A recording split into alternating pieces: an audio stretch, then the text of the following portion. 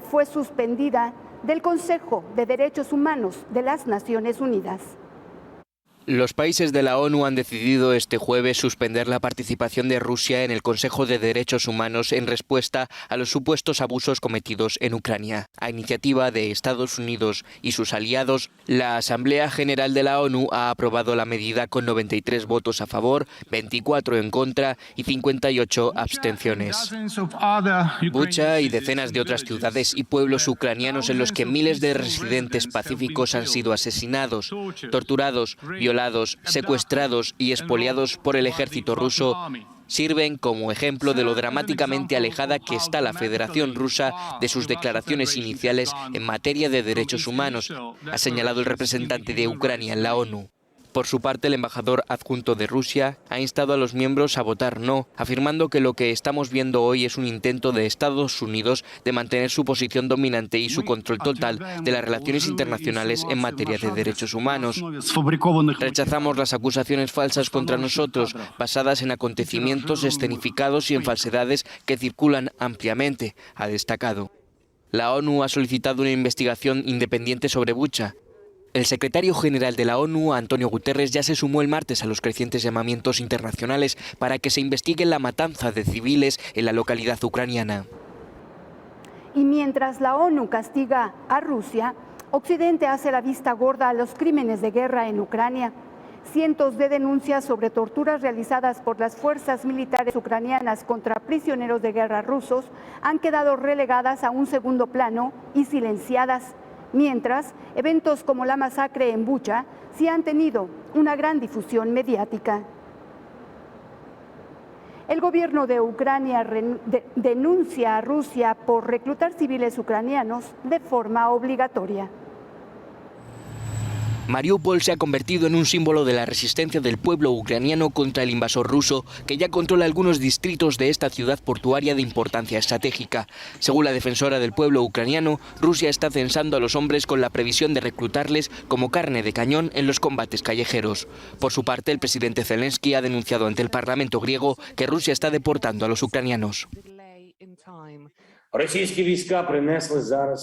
Las tropas rusas han traído la muerte y la destrucción a la tierra que durante siglos, tanto ucranianos como griegos, han disfrutado de paz y prosperidad.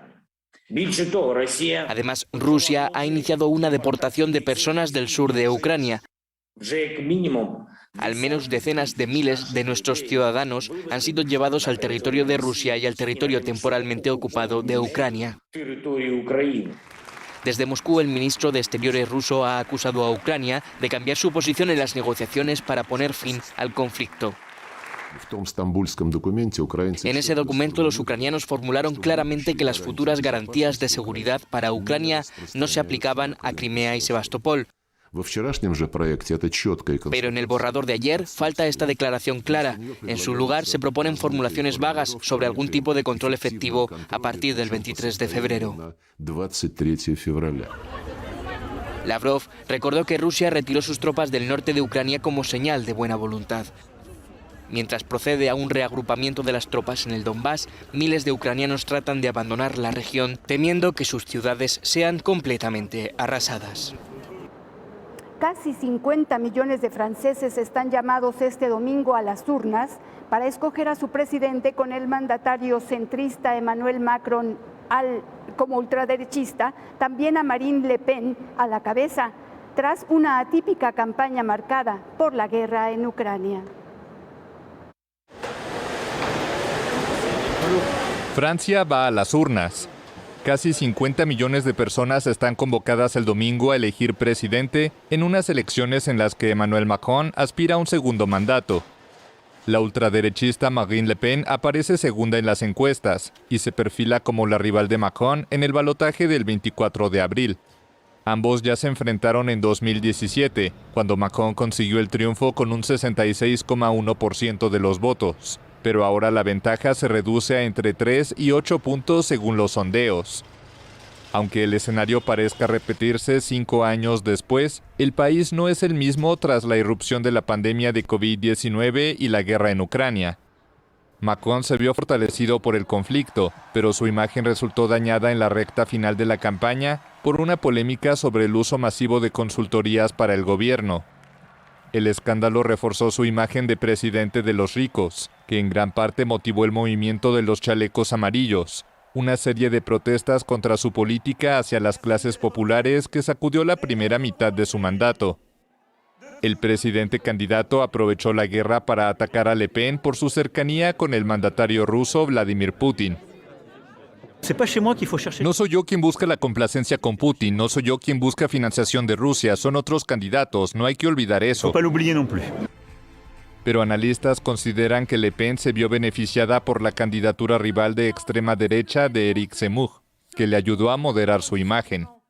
Si la candidata del Frente Nacional logra llevar a la extrema derecha al poder, esto podría suponer un nuevo revés para la Unión Europea.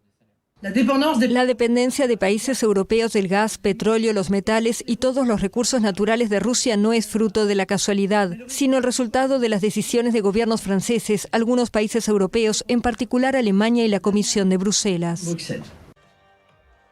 De los 10 candidatos restantes, Jean-Luc Mélenchon es el único con alguna opción de llegar a la segunda vuelta, y se presenta como el candidato del voto útil en una izquierda dividida. Si los sondeos se confirman el domingo, la elección agudizaría la caída de las tradicionales formaciones de gobierno. El Partido Socialista con la alcaldesa de París, Anne Hidalgo, como su candidata, y los republicanos de derecha que compiten con Valérie Pécresse. Dmitry Muratov, ganador del Premio Nobel de la Paz y director del periódico independiente ruso Novaya Gazeta, fue agredido este jueves con pintura roja en un tren que iba de Moscú a Samara, al suroeste de Rusia. Muratov afirmó el pasado 22 de marzo que donaría el dinero recibido por el Nobel al Fondo de Refugiados de Ucrania. El medio que dirigía, crítico al régimen de Vladimir Putin, anunció a principios de la semana pasada que suspendía sus publicaciones tras varias advertencias del organismo regulador ruso de comunicaciones. Hasta aquí el resumen informativo en el panorama nacional e internacional. Carlos, regresamos contigo. Muchas gracias, Nelda. Buenas noches. Muy buenas noches.